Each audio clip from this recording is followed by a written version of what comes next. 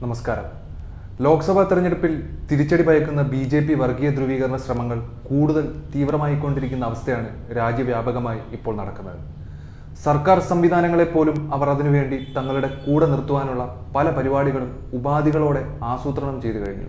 പ്രധാനമന്ത്രി നരേന്ദ്രമോദി മറ്റ് ബി.ജെ.പി. നേതാക്കളും തെരഞ്ഞെടുപ്പ് റാലികളിൽ തൊടുത്തുവിടുന്ന വർഗീയ വിദ്വേഷത്തിന് പുറമെ കേന്ദ്ര സർക്കാർ സംവിധാനങ്ങളെപ്പോലും സംഘപരിവാർ ഉപയോഗിച്ചുകൊണ്ടിരിക്കുകയാണ്. രാജ്യത്ത് മുസ്ലിം ജനസംഖ്യയിൽ വലിയ കുതിച്ചുചാട്ടമുണ്ടായെന്ന തരത്തിൽ പ്രധാനമന്ത്രിയുടെ സാമ്പത്തിക ഉപദേശക സമിതി കഴിഞ്ഞ ദിവസം പറഞ്ഞുവിട്ട റിപ്പോർട്ടാണ് ഏറ്റവും അവസാനത്തേത്. 1950-2015 വരെയുള്ള കാലയളവ് നോക്കുമ്പോൾ രാജ്യത്ത് ഹിന്ദുക്കളുടെ ജനസംഖ്യാ വിഹിതം 7.8% കുറഞ്ഞതായാണ് റിപ്പോർട്ടുകൾ സൂചിപ്പിക്കുന്നത്. മുസ്ലിങ്ങളുടെ ജനസംഖ്യാ വിഹിതം 43.15%, ക്രിസ്ത്യാനികളുടേത് 5.38%, സിഖുകാരുടേത് 6.58% വർദ്ധിച്ചിട്ടുണ്ട്. 1950 ജനസംഖ്യയിൽ ഹിന്ദുക്കളുടെ എണ്ണം 84% 2015 എത്തുമ്പോൾ 78% കുറഞ്ഞിരിക്കുകയാണ്.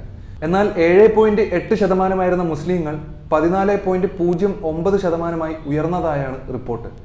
ഇത് പരമാവധി പ്രചരിപ്പിക്കാനാണ് ബി.ജെ.പിയുടെ ഇപ്പോഴത്തെ തന്ത്രം. ഒന്ന് ആലോചിച്ചു നോക്ക്, സർക്കാർ സംവിധാനങ്ങളെ പോലും വിശ്വസിക്കാൻ കൊള്ളാതായിരിക്കുന്നു.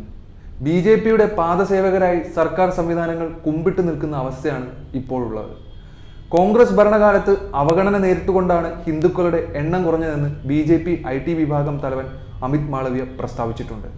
കോൺഗ്രസ് വീണ്ടും ഭരണത്തിലെത്തിയാൽ ഹിന്ദുക്കൾക്ക് ഒരു രാജ്യം പോലും ഇല്ലാത്ത സ്ഥിതി വരുമെന്നും അദ്ദേഹം സമൂഹ മാധ്യമത്തിൽ കുറിച്ചിട്ടുണ്ടായിരുന്നു. ജനസംഖ്യ വളർച്ചാ തോതും മതങ്ങളും തമ്മിൽ ബന്ധമൊന്നുമില്ല. ശരിക്കും എല്ലാ മതവിഭാഗങ്ങളിലും ആകെ പ്രത്യുൽപാദന തോത് ഇപ്പോൾ കുറഞ്ഞു വരികയാണ്. TFR ഏറ്റവും കുറഞ്ഞു വരുന്നത് മുസ്ലിം സമുദായത്തിലാണ്. 1981-1991 മുസ്ലിങ്ങളിലെ വളർച്ചാ തോത് 32.9% ആയിരുന്നത് 2001-2011 എത്തുമ്പോൾ 24.6% കുറഞ്ഞു. ഹിന്ദുക്കളിൽ വളർച്ചാ തോത് ഇതേ കാലയളവിൽ തന്നെ 22.7% നിന്നും 16.8% കുറഞ്ഞു.